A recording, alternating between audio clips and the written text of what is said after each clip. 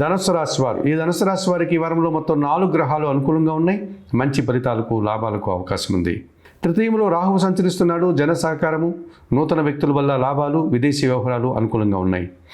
అష్టమంలో శుక్ర సంచారం వల్ల స్త్రీజన సహకారంతో గట్టి పోటీని ఎదుర్కొంటారు. మంచి లాభాలను సాధిస్తారు.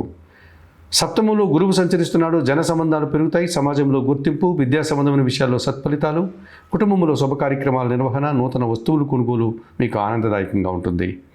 తృతీయంలో చంద్రుడు సంచరిస్తున్నాడు. మనసుకు నచ్చే కొన్ని సంఘటనలు జరుగుతాయి. అనుకోకుండా మంచి అవకాశాలను చేజిక్కించుకుంటారు. భాగ్యములో బుధ సంచారం వల్ల జన సంబంధాలతో కొన్ని అభిప్రాయ భేదాలకు అవకాశం ఉంది.